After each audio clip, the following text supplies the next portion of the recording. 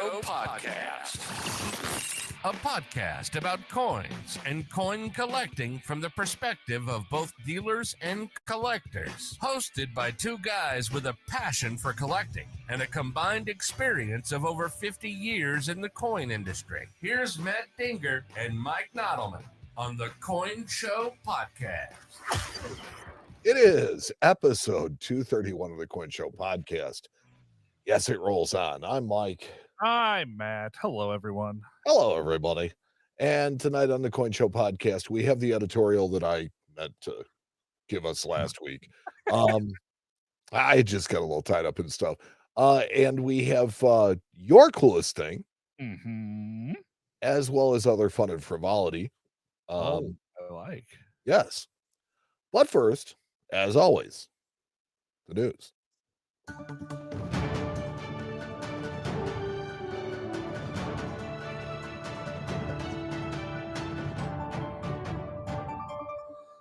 That news ditty always gets my head moving. It's a good one. It's a good one. The news is brought to us by Street Signs. Sometimes all you need is a sign, and we're there for you. We're Street Signs. I like it. Well, you know, that's who we're brought to this week. That's right. Let's see. There was something I had, and I can't remember.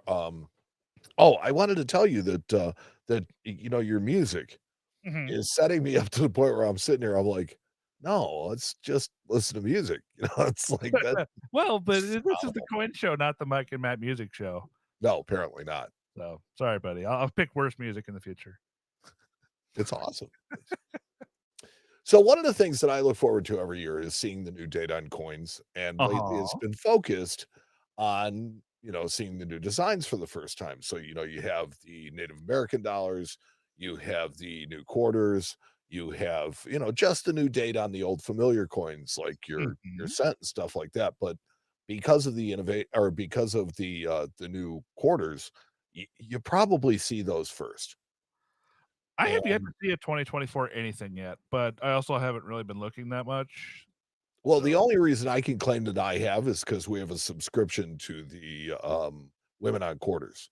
Oh, okay. Well, that makes sense. So we get rolls of them in the shop, and so I have the it's Reverend Dr. Paulie Berry. That's the first one for this year, and it's a really cool coin. It's got, you know, hope on the obverse, and I really do like the idea of hope in coins.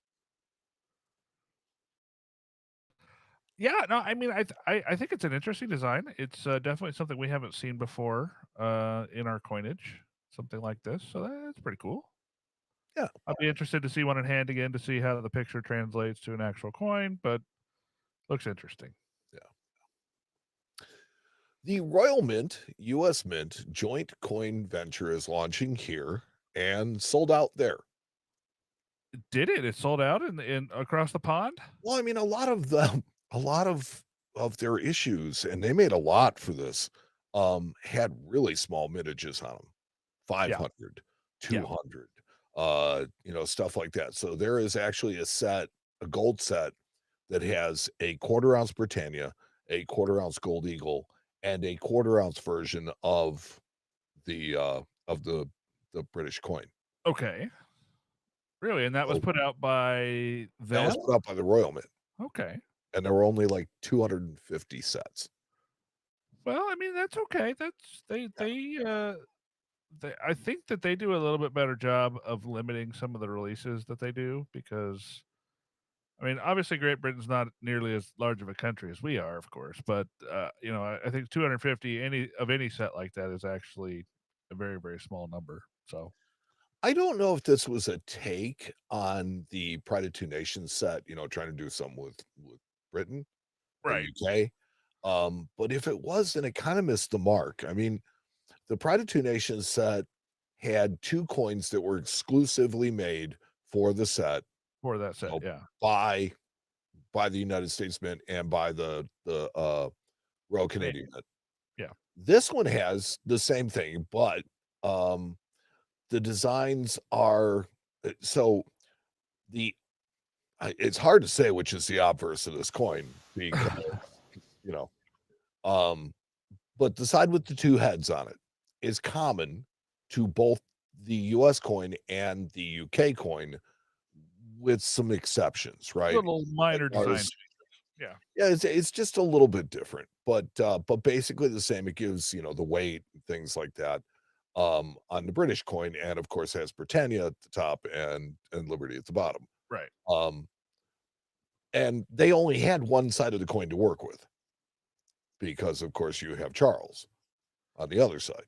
Correct. And Yeah, I think it's it's not in the interesting. story anywhere with the British coin. It's actually hard to find a copy of I don't know. I picture. was gonna say I want to see them next to each other, like literally next to each other, not necessarily in the set, but maybe just the images next to each other before.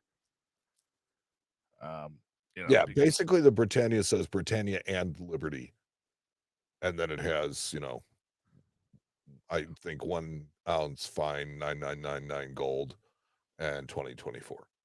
okay, all So, I right. mean, they're just slightly different coins. Let's see. The South African Krugerrand has become so successful that they're going to make proofs. I mean, that'd be cool. The silver Krugerrand is a fairly new thing. For years and years, the gold Krugerrand was kind of like one of the mainstays of gold bullion. So when they came out with the silver ones, I thought, yeah, that was a cool idea. Well, Uh, mainstays, the Krugerrand was the only gold coin that you could buy in the world for a long right, time. right. And I think what was it, 2017 or so? They popped out the silver ones, and those were Yes. super popular. And Well, they did a limited, and I still think it's a proof, the first one. yeah, I think Um, so too. and they made that for the 50th anniversary of the Krugerrand, so it was 2017. And so they put those out, and they were popular, and people have liked them. And I Yep. guess they figured out that this whole seniorage thing is kind of cool too. It's So funny how that works. yeah, so now they're gonna make a proof of it. I mean, I don't know if they're successful enough to do that, but I definitely wouldn't make, I don't know. I It's think they silver are. silver proofs are silver proofs, but what you have to charge for them on the world market is, I think, gonna kill this coin. That's true. I kinda wanna see, like, a bullion version, like a couple dollars over spot type, example would be interesting. It's kinda how we treat the other ones. Well, but that's what I'm Silver saying. ones. Like, I Yeah. wanna see some that are specifically like, you can buy rolls of them, and I don't know. Just Yeah. just the thought that crossed my mind. And the latest in money grab news. So the New Zealand Mint Oh, and gosh. Niue's latest silver coin takes the shape of the USS Enterprise, which, hey, if you want to hit, you can reach into the bag and pull out, Star Trek, Star Trek, Star Star Wars, Wars, Lord of the Rings, Disney, Disney, yeah. Disney, or I want to say Sesame Street, but actually probably not because I don't know if there's been much Sesame Street. No, Big Bird's done. I don't know, he's done. He got caught in a sting and ruined his whole career. Look, Kermit. First, you told me Kermit's dead. That's true. That's not. Anyways, It's encouraging kids to live in a trash can. That's Oscar the Grouch, though. sometimes that might be a better environment. Oh, that's true? Do you remember when Whitman Publishing was bought by Gray Sheet? I do. I had some worries that this might happen because often when, a new company takes over, there's change at the top. Mhm. And with Whitman, we had our friend of the coin show, Dennis Tucker, who was the publisher. And, Yeah. I mean, was just a tremendous friend of our show, as well as a friend of ours personally. Mhm. Um, and so he is now stepping down. They're calling it Hey, retiring, I but think he wants to go sit on a beach and drink drinks with if I know Dennis, that's not what he's gonna do, though. No, He's no. gonna write. He's gonna continue to do what he does and just Yeah. be, a great dad, and and just a wonderful human being and a writer, because Yep. that's what he is at the core of everything. And so, I don't think that he's gonna disappear from the hobby. At No. least I hope not. I think that would be a loss to the hobby. Yeah, I agree completely. Yes. But anyways, congratulations, Dennis, Yes. on Congratulations on your retirement. retirement. I'm sad for myself more than anything else. Well, we'll have to see who the new publisher for Whitman is and, become friends with them. maybe it'll be Feigenbaum. That'd be cool. Yeah, you never know. You never know. So if you don't follow the Coin Week blog, you should. I mean, from an educational standpoint, right? I found 4 articles this week that have not so much news, but interesting educational content in a time when news is kind of a bit slow. It's February, we're in Yeah. between the big international show, the International Money Show, and which one is it? It's the world's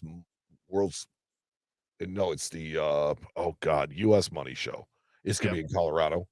Mhm. So, there's just not a lot going on. And Coin Week gives us, stories like this. So, we have mottos on our currency that are not mandated and weren't originally included, but serve. I'm gonna take my chance at my bully pulpit, and I'm gonna say they basically serve as propaganda to this day.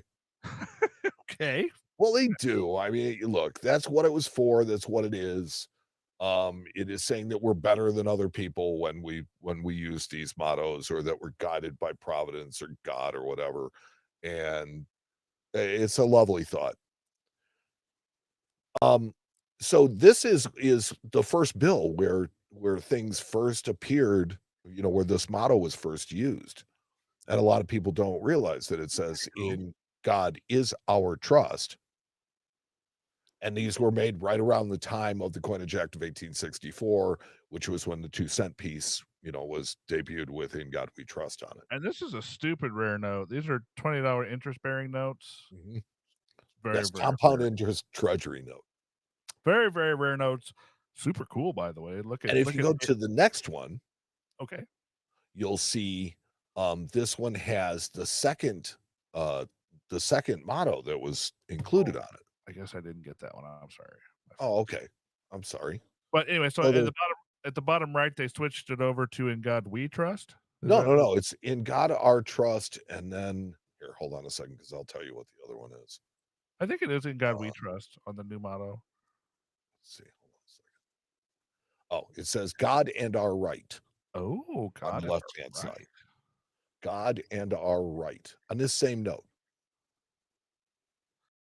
So this was put up by Coin Week in 2 separate articles, but I think it's really cool that they take their time, to do the same thing that we do and educate people, because one is on the left-hand side and the other one is on the right-hand side. So on the left is yeah, there you go. Got it all right.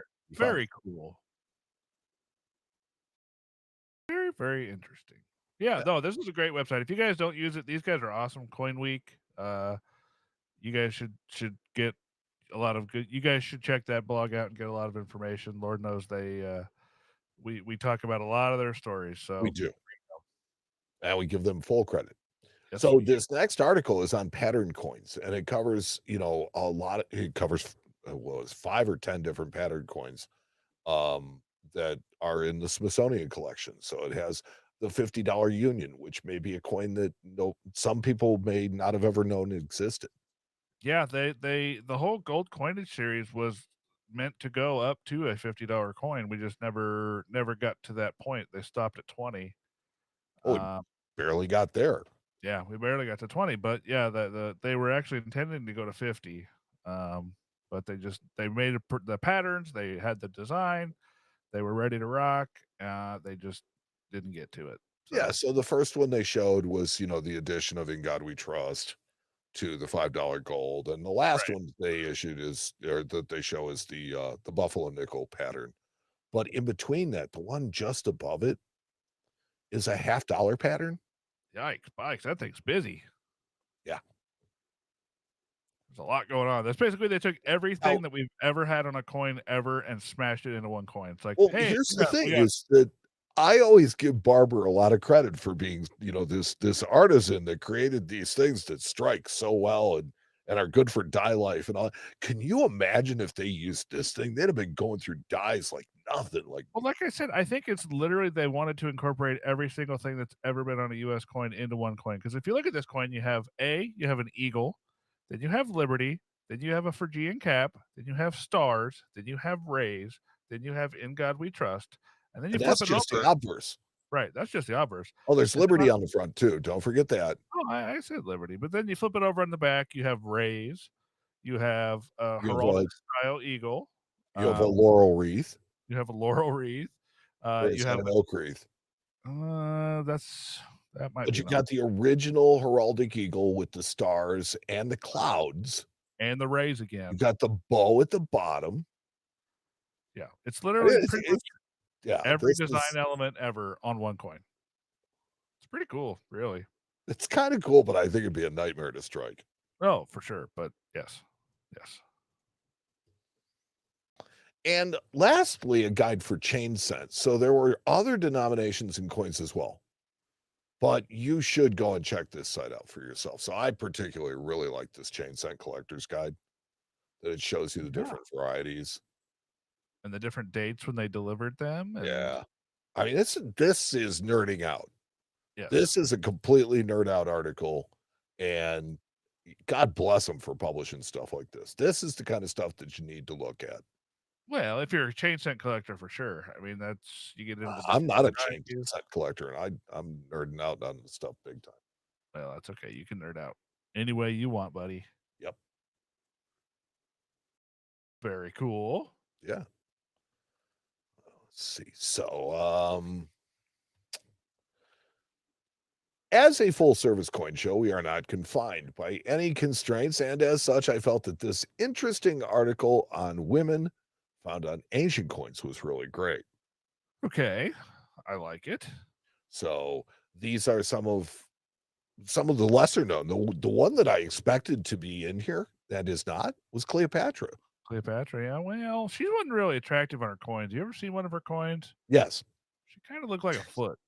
Well, there's a lot of talk that might have been fitting. But I mean, you got so Aphrodite isn't even real, right? right? You got Artemis. I mean, there's a bunch on this, but this kind of goes through.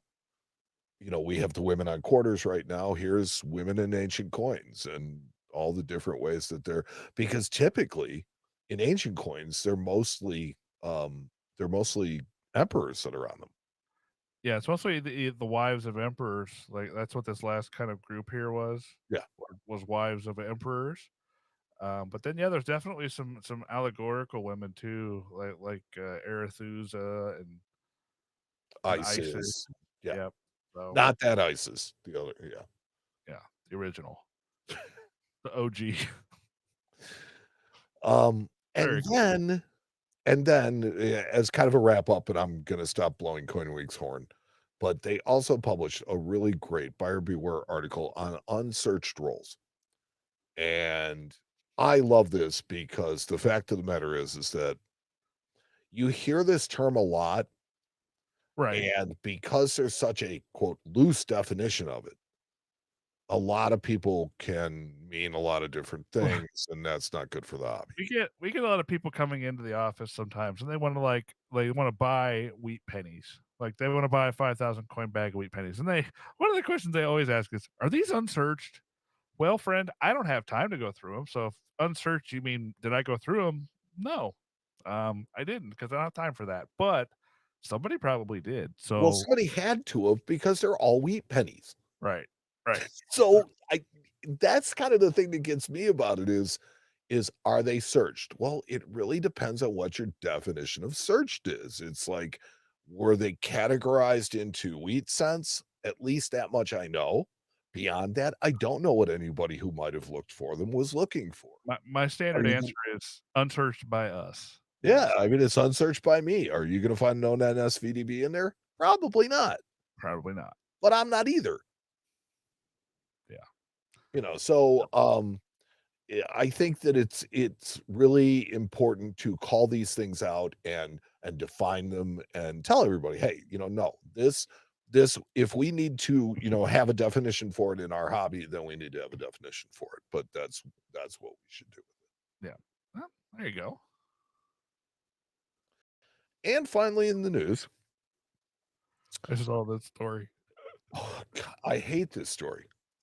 I truly hate this story. We have been preaching about this for how long now? Yes. I like the fact that somebody's finally called this out, but I have found absolutely nothing. I mean, I've been looking for stuff on this on the internet and not finding it. And yet, people still ask about it. There's a running joke with us and with Jack Smith Uh-huh. about finding coins with full drum lines. That's pretty good. I like that. Now, it's like, do you know what a drum line is, right? Sure. What is it? Well, drumline is a group of people that get together and drum like in a band, but I Yeah, think on this coin you're probably it's a talking bunch about of people doing it in a marching band. I That's a think drum on this line. coin you're talking about the actual drum line on the Right, coin.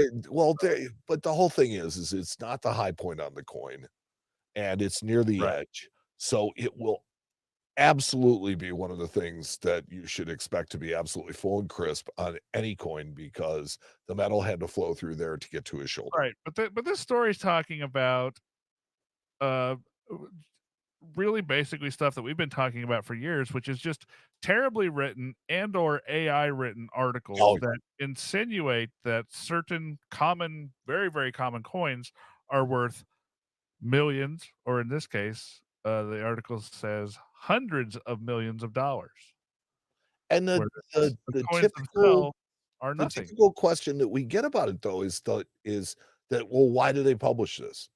Well, they publish it because they want you to click on it, Right. and guess what? They got what they wanted. Yeah, yeah, but I mean, what see these like on our feeds, all these stories have these little ads over on the side, which is fine. This is a coin website, I get it, but there are other websites out there that put out these sensational news stories and then make money when you see those ads on the right hand side. So that's what they're doing. If they can put out some stupid story that doesn't make any sense but can cause a lot of people to click on it, guess what? They make a lot of money. So Mhm. it doesn't really matter what they write. It just matters that the fact that they get people to come to their website and view those ads. And that's the skinny of it. So that's where all this is coming from. They're putting out sensational titles to their stories. It's called clickbait. It's garbage. And And in that's all my I have to say opinion, about that. this is what you need to do about it, is that when you see something that you've clicked on and that you become disappointed with, what it offered you, you Right. need to make note and just note, what site it came from, who the author was, whatever. And there's also a lot of, like, new apps out there that are also just absolutely horrible. Like, I posted a video, I forget where it was not too long ago, of an app that was like, it scanned a 1978 penny and said it was worth $350 when it looked like it was an AU 1978 penny that you could stick in your pocket change. Uh, it's just there's a lot of people out there trying to make money on our hobby that have nothing to do with our hobby and know nothing about our hobby and are giving out terrible information. So, there you So go. with like the Daniel Carr fakes, Right, they're not there fakes, they're novel. there's a kind of karma that follows those, right? That when somebody tries to do something unscrupulous with them, when somebody thinks they're getting something that they're not, and they think they're stealing it from somebody, that they kind of get their comeuppance when they figure out what it is. And I'm okay with that. Right. But these other guys, they're feeding on the newbies, they're feeding on the lazy, which I don't have any problem with that. Um, because it's like that's their education. They're gonna learn one way or the other, and they usually learn the hard way. And they're preying on people that just, you know, have no other source of uh so Information. anyways, so my point was is that you make note of them and you don't really say anything about it until you've seen it a couple of different times. And now when you've seen it repeated over and over, this is when you tell your friends, hey, look, this place they do this place they do this, watch out for these ads, and just don't click on them, and eventually they do go away. I just think the majority of the people that consume that content are not educated enough in the coins themselves to figure out that they're being fed bad information. Well, they're typically not collectors No, either. no, never.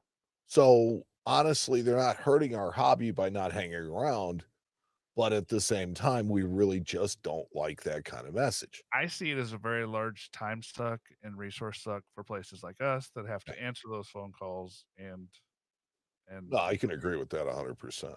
so it does affect me personally, but yeah, for the most part, it doesn't affect most people. Right. Affects me too. Yeah, for sure. Oh. So, all right. All Well, right, so that was the news. that was fun news. Thank you. And the news tonight was brought to us by Street Signs. Sometimes all you need is a sign. We're there for you. We're Street Signs. I like that. So, friend, Dude, if I can't make you laugh, then, you're great at it, so that's all that matters. thanks. Oh, Big, warm, and fuzzy. oh. So, I think maybe it's a good time for me to get into my editorial. Is this a Spicy Um, Mike's editorial or Well, it just kind of is, but it's kind of not. I really don't want it to be that because I don't think that it's deserving of that. okay? But at the same time, I really do kind of mean some of it. Well, So I don't know. about 3 months ago, 2.5 months ago, I suggested the idea of starting a coin club online with people. And there was a really good response. A lot of people replied, said, "Hey, I'd really like to do that. That's great." And all I told them was, "Okay, this is what I need you to do.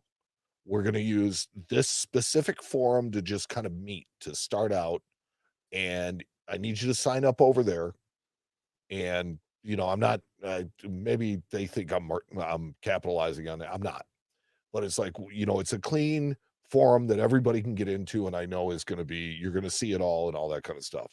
Right. And there we can kind of work on this club and we can kind of get it started. And of all the people, and I mean literally all the people, I, said to people, "Hey, look, what do you think about, what do you think we should do as far as leadership? Should we have a council? Should we have one person? Should we have a president, vice president? How do you guys want to do it?" Nothing. No reply. And here's the thing. I don't expect for it to be, 50 million answers back at me, Sure. but there was not a one. And it's like this, I think, is what drives people away from coin clubs is lack of participation by the members of.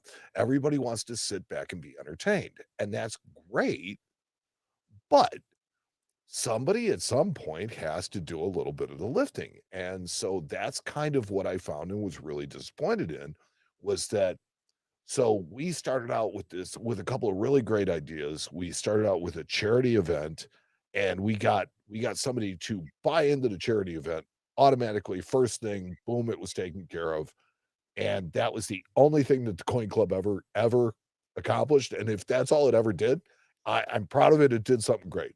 But Right. at the same time, I mean, just something as simple as, hey, um, the fact of the matter is I got way too much on my plate to run uh and collaborate and do all the stuff that it takes to run a club like that.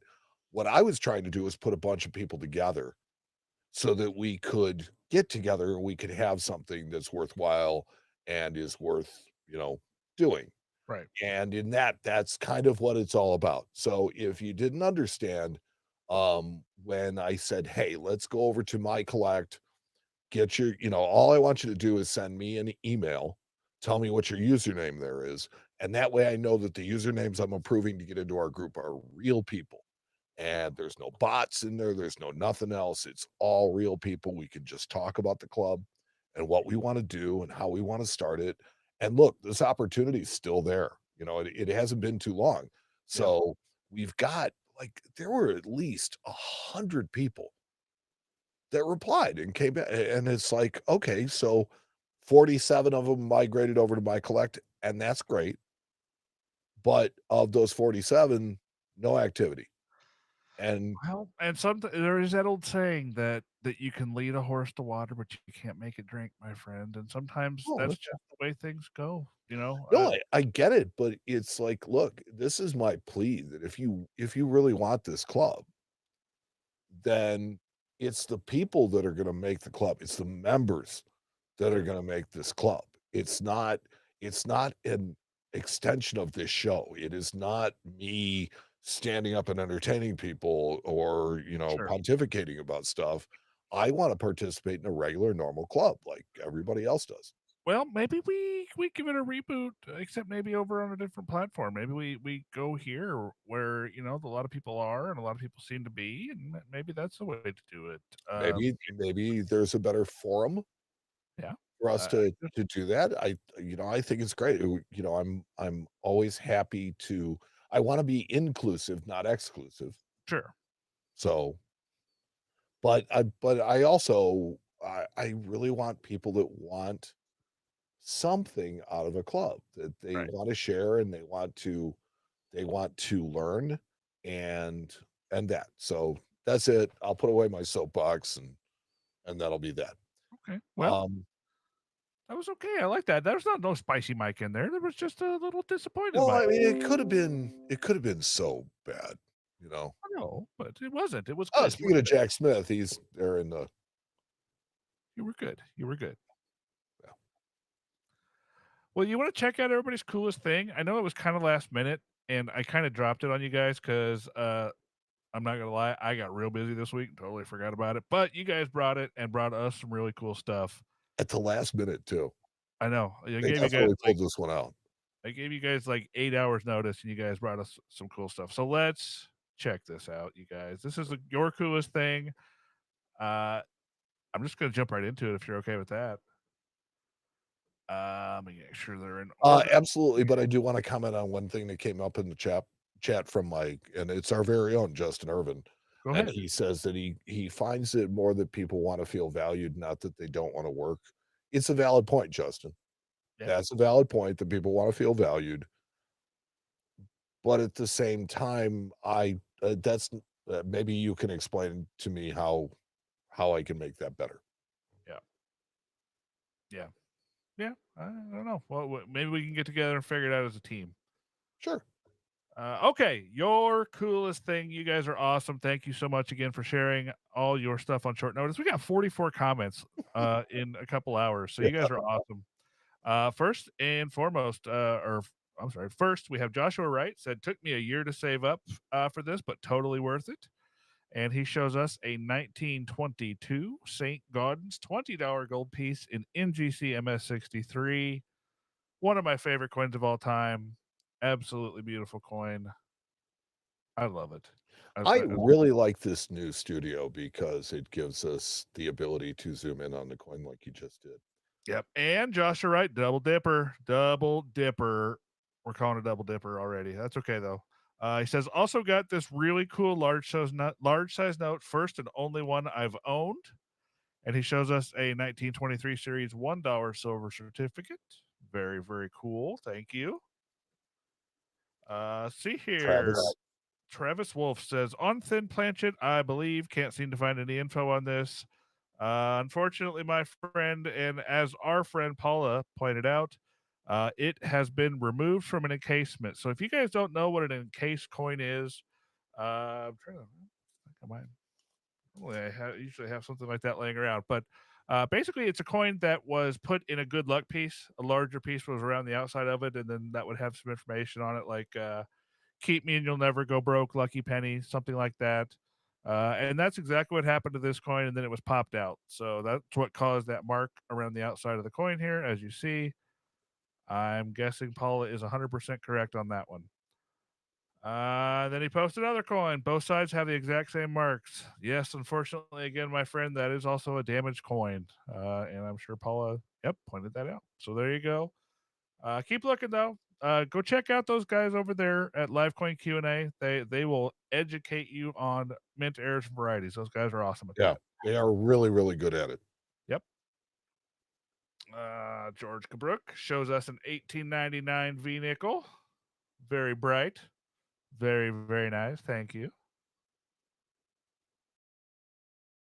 Up next, Jack Riley says, picked up my very first Black Eagle note, FR 232 and VF 25. I particularly like this one because Gabe Parker was the Register of the Treasury for a mere 2 months. I thought that was neat.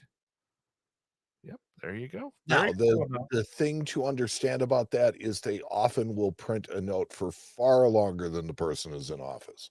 Correct. Until the Notes are not replacement. cheap. Yep. Till the replacement comes along and sticks with the job for a little while, then they usually will change the plates and make new notes. And I want to comment on this comment. Oh, yeah. James M says, "No fake errors, guys. Let's not even entertain that junk." I'll tell you what, it's like I like the fact that we can look at it and we can learn from it and we can teach somebody, "Hey, look, this is what this is." Yeah. If they think it's the coolest thing, then apparently they don't know, and that's gonna be our opportunity to help them learn. Yep, that's right. That's time for education, and that's what we're all about. So if we can help you understand what you have and educate you on it and help you, then that's what we're all about. So there you go.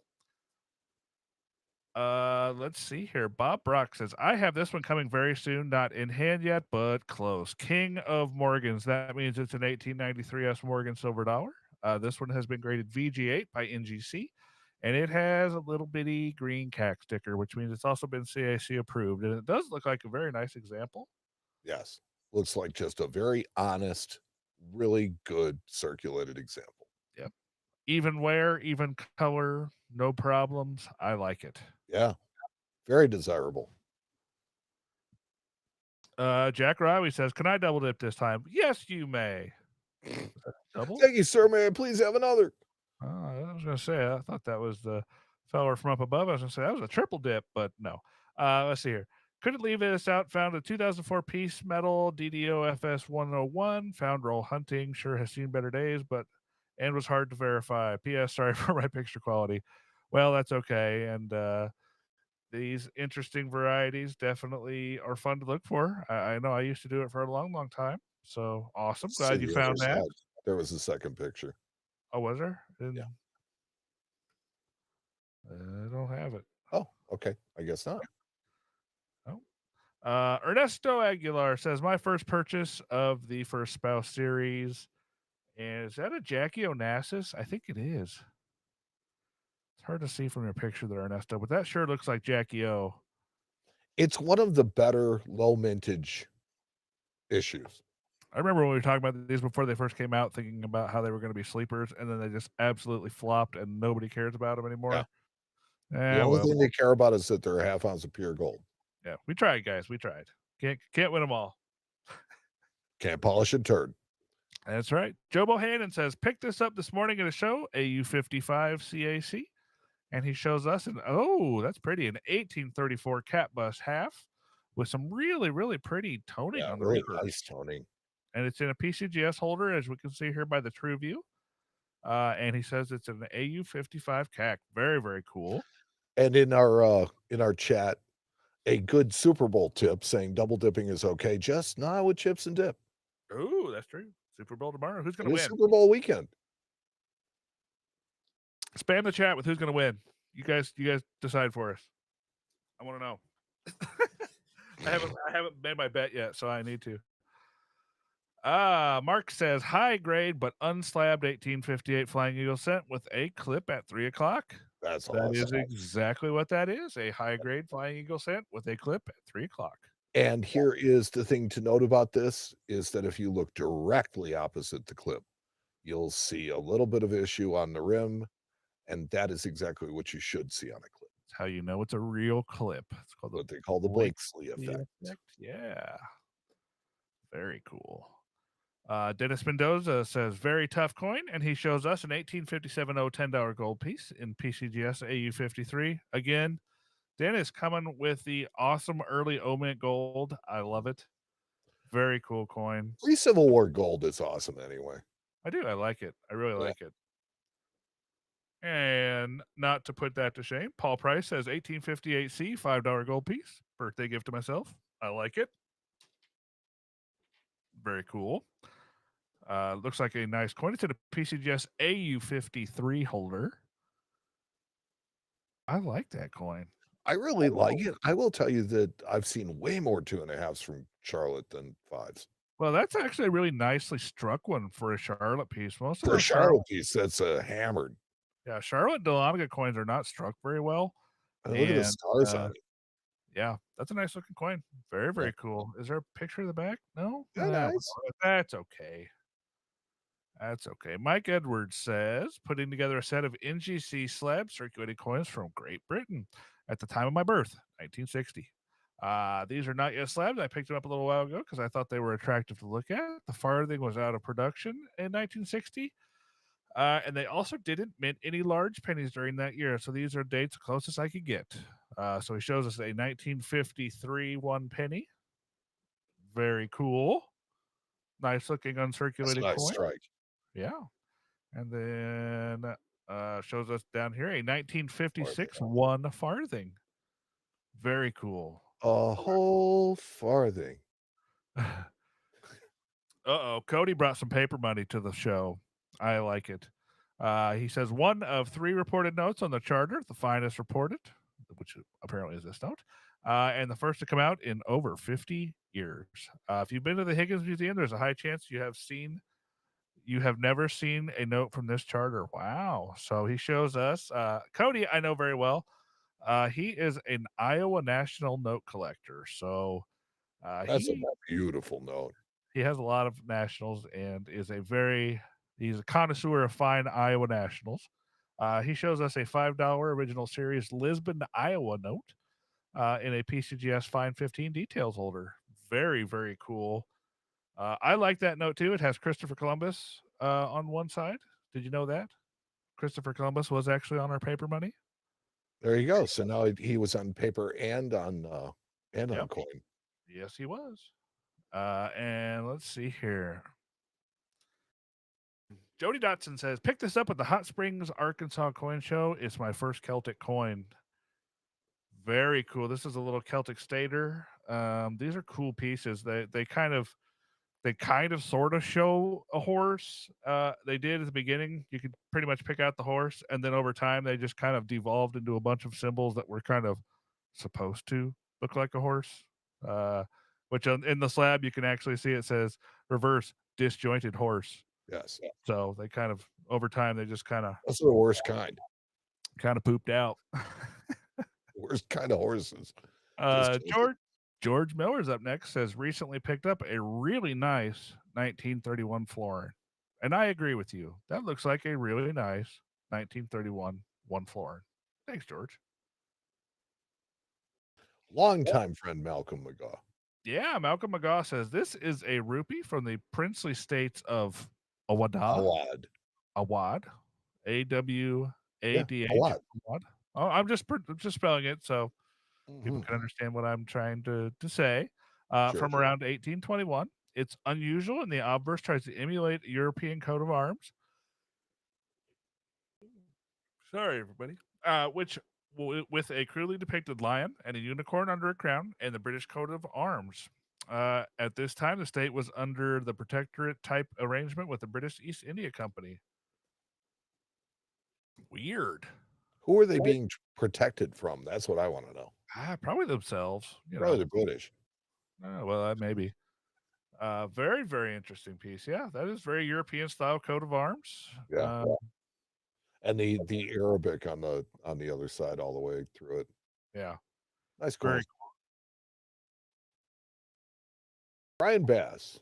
Purchased this Indian head set in a large collection, all except for 1877 and 1869/8.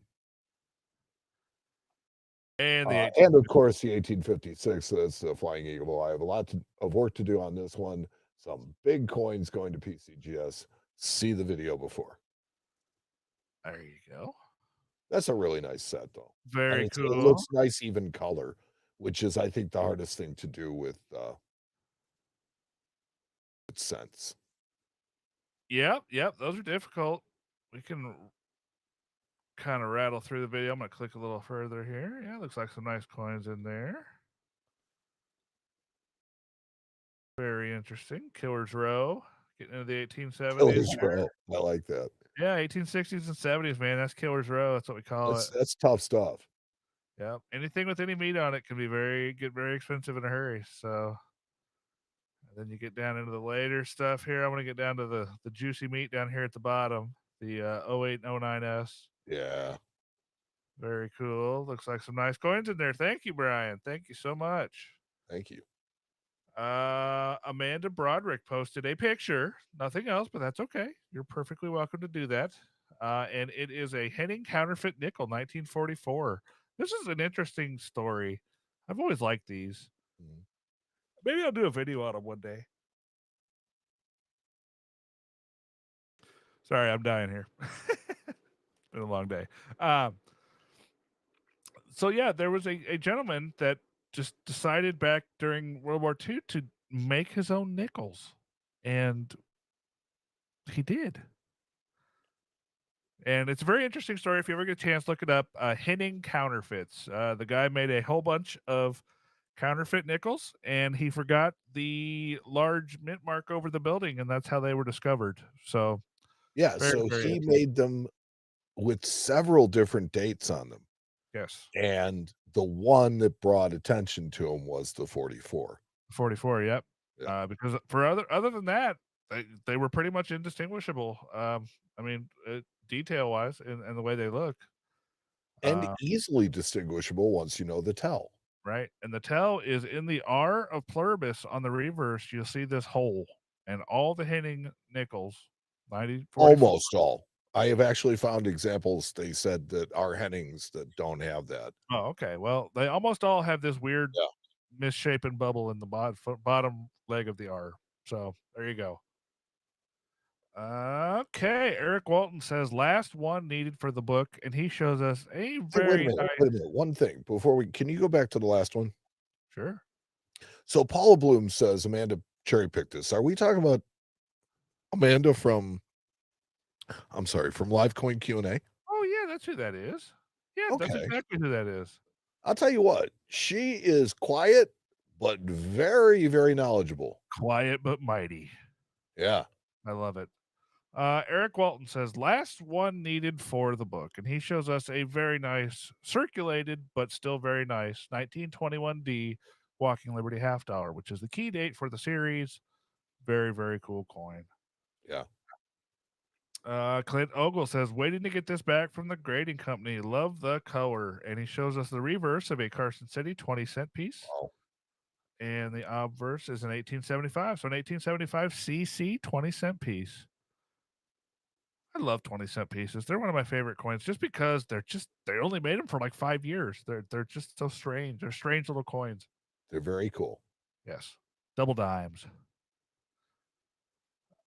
Stephen Mayer says pick this up this week. Just love the history behind it. And he shows us a 1925 Lexington Commem in PCGS MS63. Looks like a nice white coin. Let's see if we got a picture of the back. We do. Thank you. Nice white coin. Very, very pretty. Thank you for bringing it tonight. Absolutely. J.R. Preston says, one of my favorite coins. Not a great piece, but proud to own it. I don't know if I'd say it's not a great piece. I think it's a great piece. This is the epitome of an everyman 09 SVDB. It's had the chef's kiss of CAC on it. I mean, it's just this is a nice coin. Yep. I would be proud to own this coin. He shows us a 1909 SVDB, PCGS AU58 with a CAC sticker. Thank you so much. That's a cool coin. Oh, double dipper. Double dipper. J.R. Preston also brings. He says, I'm currently doing consignment work for a friend with sports cards and other collectibles. Came across this bank note. Being from Pittsburgh and Freeport is nearby, I had to buy this. And it is a 1929 small size national $20 bill from the Farmers National Bank of Freeport, Pennsylvania. Awesome. Thank you. Always nice to find those old nationals. Yeah, that's right. Vance Adkins says, added to my Civil War tokens. Oh, this is a cool one. This is a patriotic. It says, united we stand, divided we fall. And let me get the other side pulled up here. Oh, it's an advertising piece. It says drugs, dry goods, groceries, hardware, and notions, but it doesn't have say who the merchant's name on it. So this might have been like a generally made piece where you could have ordered them and used them in your local area. People would have just known that it was you. So cool. Very cool. David Hollister says, reach it, purchase. Lovely tone, Boone. Love the show. Matt always has the coolest thing. This is my new favorite listener right here, David Hollister. Thank you. And he shows us a 1936 D Boone in an MS64 white label NGC holder with a CAC sticker. Also looks like a very nice coin. A little bit of peripheral toning.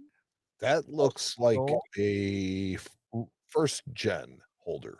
No, it's the white label. It's like Gen 2, I think. Okay, same thing. Yeah. Really early is what I was getting at. Yeah, but the coins in there, that coin's a monster. It's a luster bomb. You can just see it from here. Very, very cool. Group expert Jack Young says a friend sent me images of this 1799. As I reviewed them, I realized they matched one documented in a counterfeit detection summary by the ANA from 1977 to 1982 articles in the Numismatist. Counterfeit $1799 starts on page 93 of the collective summary. After discussion, he sent it to me to add to my collection for a previous CoinWeek article. I stated about another example, although the subject example displays the characteristics of a genuine die state 3 coin with clash marks all over the date. Through of on the reverse, the obvious mark in R is not a die state of a genuine Bolander 158. And his article can be found here. But guys, this coin right here is counterfeit. And I know that might blow your mind because it looks really good, but it is a counterfeit. That's an insanely good counterfeit. And it's an old counterfeit. These have been around for a long time. This is one of the scary ones. But the way you can tell on this coin, there's a tell, believe it or not. This particular die, for some reason, there was this little hole in the R in Liberty. So if you ever see a 1799 bus dollar, and right in the center of the R there, you see this little bitty hole. That coin is actually a known counterfeit. They do exist. They are out there. I have seen them before. Obviously, Jack here has showing us one. So there you go. If you're ever in that market, Jack doing the Lord's work. Yep. You see that little hole in the R, that is an old counterfeit and a very, very good one. Let's see. Carl Carbone, friend of the show, says this week I got my first example of Chinese Joss paper. A JFK Hellbank note is very good condition and an interesting piece of exonumia paper. Do you know the story behind these? No. So, the way I understand it, the way that it was explained to me is in Chinese culture, when you die and you go on to the afterlife, you actually need money in the afterlife. So these are actually notes that were made to be given as offerings to the dead to be taken into the afterlife. There you go. So that's why they're hell banknotes, or were they making a statement about JFK? I don't know. I just know that that was a story as it was explained to me. That's what a hell banknote is. It's meant to be used as an offering into the afterlife. That's what I know. So there you go. I always thought you couldn't take it with you. That's right. Well, apparently in China you can. And Mike, last but not least, says an interesting find in my daughter's change jar. He shows us 1997/1998 Washington quarter. It looks like it's a double-headed magician's coin, but awesome to find in change. Those are always fun. They sound funky when you drop them. Yeah, and they give a thud.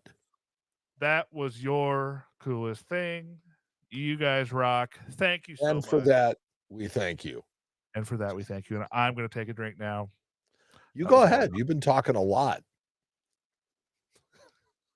I wanted to concentrate on the chat for a couple of minutes. It's like I saw that Adam from Coins and Ghouls from the other one of the other contributors to live coin Q&A is here, stepped in.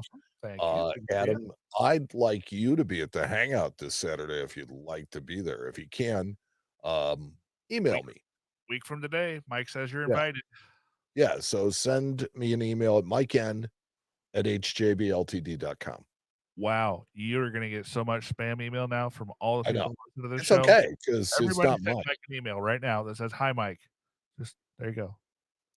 I also wanted to comment to Jack Young. He had a question about the whole charity thing, because I want to tell you that Jack was the only donor to our charity. Amazing. Jack is amazing, and Jack did it without questioning it. As a matter of fact, Jack took the contest, which was, hey, look, all I want is a pledge, and whoever gets the highest pledge is going to get it. Jack was like, you know what? I donated. So whatever. And so he is definitely going to be number one in that club.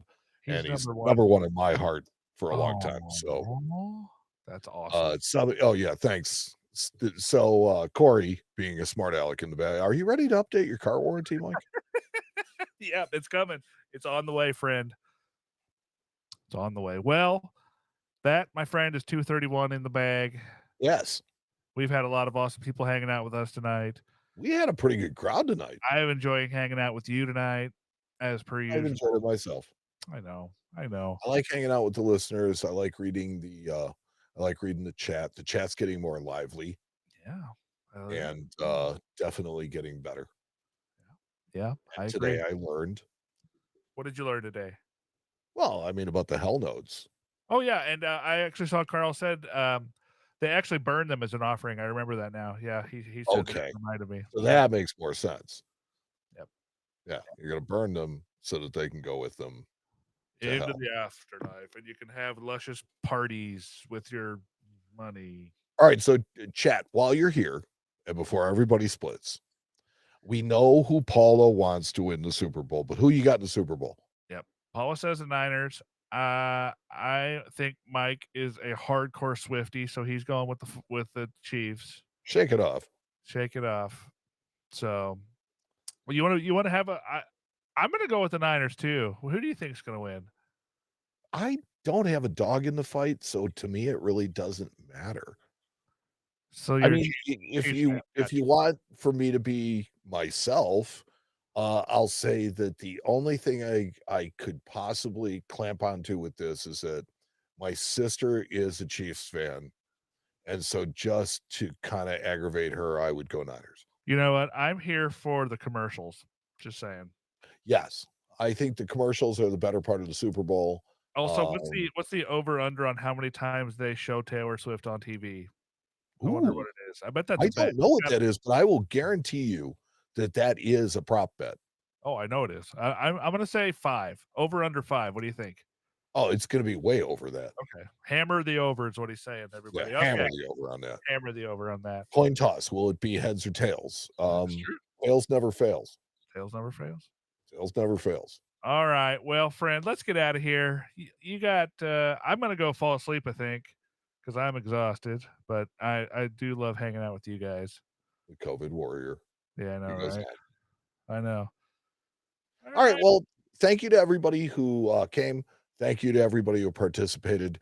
And most of all, thank you to everybody who supports and listens to this podcast. Without you guys, this just wouldn't happen. That's right. Anything for him, Matt? No, that's it. Cool. Goodbye, everybody. Happy Super Bowl Sunday. We'll see you guys at our hangout next week. Hang out, be there, be square. A week from tonight, Saturday. It'll be totally different than this show. We're going to be in our chat room or in the live stream here, just chatting with you guys. We do that every other week. So come hang out. We're going to be having fun. Sometimes we play games. Sometimes we have a quiz. This week, Matt has no idea what's going to happen to him. No, I have no idea. And that's okay. At this point, he really doesn't care. That's how bad he's feeling. So try. All right. It's okay. Yeah, I got to get back at you for the coolest thing somehow. That's true. All right. Well, everybody. For the Coin Show, I'm Matt. I'm Mike. And we will talk to you guys next time on the Coin Show podcast.